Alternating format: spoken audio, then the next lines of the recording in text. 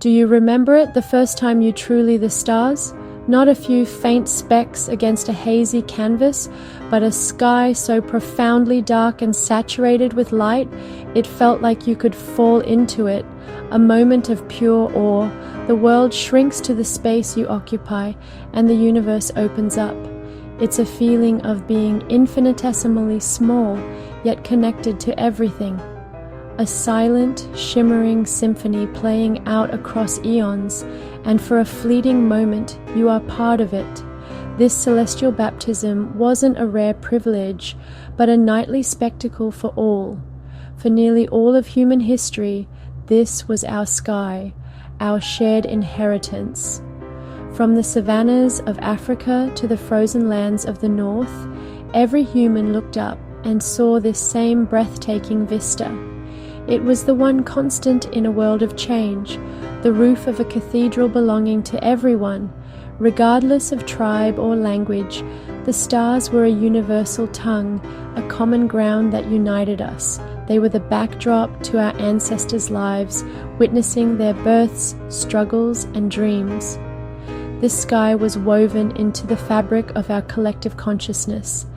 This universal cathedral inspired our foundational myths.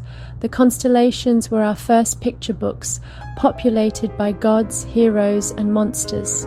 In their celestial dance, we saw our own dramas reflected, the hunter Orion pursuing the Pleiades, the Great Bear, Ursa Major, a guide for the lost. These weren't just tales, they were frameworks for understanding the world, carrying cultural knowledge across generations.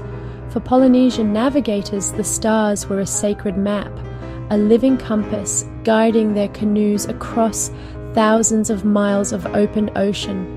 The sky was a library, and every star a word. It was also the cradle of our science. The predictable rhythmic movements of the sun, moon, and stars were humanity's first clock and calendar. By tracking them, our ancestors learned when to plant and harvest, giving rise to agriculture and civilization. The desire to understand these patterns sparked the birth of mathematics and geometry. The night sky was our first laboratory, an open-air observatory that invited curiosity.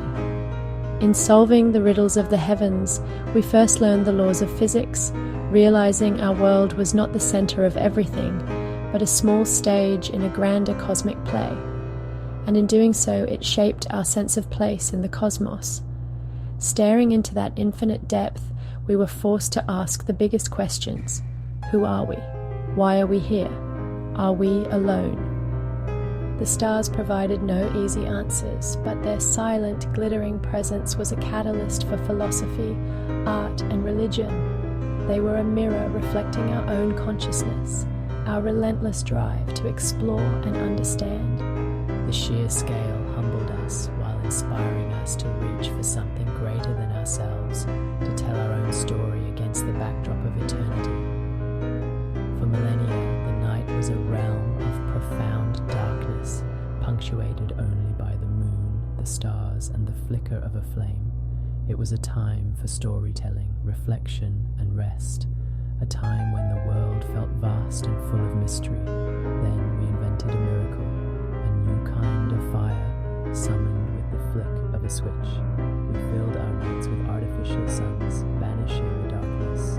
We celebrated our triumph, illuminating our world in a perpetual twilight, unaware that in conquering the darkness, we were beginning to lose the stars. It began as a miracle, a Promethean gift of fire for the modern age, a triumph of human ingenuity over the primal darkness that had dictated the rhythm of life for millennia. With the flick of a switch, we banished the night and the fears that came with it. Streets that were once treacherous became conduits of commerce and community. The working day was no longer bound by the rising and setting of the sun. Productivity could flourish around the clock. We could work, play, and live on our own terms. In our rush to illuminate everything, we celebrated this newfound power. we saw only the bright promise of progress, the dawn of a new electrified age where humanity was finally master of its domain. But in our celebration, we forgot what we were losing. It wasn't a sudden theft, but a slow, creeping erasure that went almost entirely unnoticed. With each new streetlight, each glowing billboard, the heavens above grew a little dimmer. The spectacle of the cosmos, a nightly show that had captivated humanity for its entire existence, began to fade from view, retreating from our ever-expanding circles of light. We were so focused on the brightly lit ground beneath our feet, we failed to notice the canopy of stars disappearing above our heads, one constellation at a time. The pace of this change was staggering. In just over a century, a mere heartbeat in geological time, we have wrapped our planet in a luminous haze. What started as isolated pools of light in a few major cities quickly bled into one another, creating vast, interconnected networks of artificial twilight that now span entire continents. Light pollution has been growing at twice the rate of population growth. Seen from space, our planet no longer sleeps. It glows with a feverish, restless energy, a testament to our conquest of the night, a scar of light visible from millions of miles away. The result is a profound and collective amnesia. Today, it's estimated that more than 80% of the world's population, and 99% in Europe and the United States, lives under a light-polluted sky. For billions of people, the Milky Way is not a real, tangible river of stars, but a myth, a concept confined to textbooks and planetariums. Most of humanity has forgotten what the night sky even looks like. We have raised generations who have never stood in awe of its true majesty, who have never felt that humbling, perspective-shifting connection to the vastness of the universe.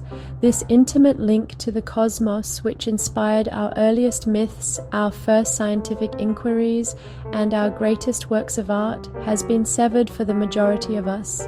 We have traded a universal birthright for a sky that is empty, hazy, and silent. But this loss is not merely poetic or philosophical. The price of our perpetual, artificial day is far more than a lost view. We have fundamentally broken a rhythm that has governed life on Earth for eons. This constant illumination is a profound disruption, a form of pollution with far-reaching consequences we are only now beginning to understand.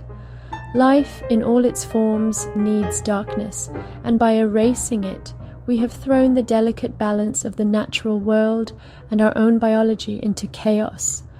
Nocturnal animals are blinded, migration disrupted, and our own health suffers from the broken day-night cycle. A quiet revolution is underway. The innovation is wiser technology, shielded lights, warmer colors, lights only when needed. The question is simple: do we need this much light? And yet, in the face of this encroaching twilight, a quiet, determined revolution is underway. Around the world, sanctuaries are being created. This is more than just conservation, it's an act of reclamation. Protected places where the night sky remains as it has for millennia. From the vast deserts of Namibia to the rugged mountains of New Zealand, pockets of true darkness are being meticulously preserved. These are the international dark sky places, parks, reserves, and communities, certified havens where the celestial tapestry remains untarnished by the glow of civilization. They are the last strongholds of the natural night, arcs for a sky on the verge of extinction. To stand in one of these sanctuaries is to experience something primal. The air itself feels different, charged with a silent energy. As your eyes adapt, the universe unfolds in layers of impossible detail. First, the brightest stars and planets emerge, then thousands more, until the sky is a dense, shimmering field of light. The Milky Way ceases to be a faint, ethereal smudge. It becomes a brilliant, textured river of light, a celestial backbone so bright it can cast your shadow upon the ground. This is why people make the journey. They become modern-day pilgrims traveling hundreds, even thousands of miles, leaving the luminous haze of their cities behind. They are pilgrimage sites for those seeking to reconnect with the stars. They come seeking not just a view, but a feeling, a connection. They gather with telescopes and binoculars, but more importantly, with open hearts and minds. Strangers become comrades under the canopy of stars, united by the profound beauty above them. These are not just astronomical observatories, they are cathedrals of the cosmos, sacred spaces that remind us of a world beyond our immediate illuminated concerns. But these sanctuaries shouldn't be the only places we can experience this. They are a vital first step, a proof of concept, but the ultimate goal is not to create isolated islands of darkness in an ocean of light. The night sky is our shared wilderness. It is the ultimate commons, a celestial heritage that has shaped every human culture that has ever existed. It has been the canvas for our myths, the guide for our explorers, the inspiration for our artists, and the very foundation of science. It doesn't recognize borders or nationalities. It is a birthright, belonging to every child born on this planet. Bringing it back is not about fighting progress or demanding a return to a pre-industrial age. It's not about darkness, it's about balance, it's about wisdom, it's about recognizing that light, like any powerful resource, must be used intelligently and with care. It means embracing innovation, not to create more light, but to create smarter light. Shielded fixtures that direct light down to the ground where it's needed, not up into the sky. Warm-colored LEDs that are less disruptive to wildlife and human health. Motion sensors that provide light on demand rather than burning all night for no one. This is the path forward, a future that is both safe, well-lit and star-filled. The choice we make today will be our legacy. Will we be the generation that allowed the stars to be erased from our children's view? Or will we be the ones who remembered their value and worked to bring them back? To look up at a sky full of stars is to be humbled, to gain perspective, to feel a connection to the infinite. It reminds us that we are part of something immeasurably vast and beautiful. Some of the most profound and beautiful things in the universe can only be seen, can only be felt, when we have the wisdom and the courage to turn down the lights.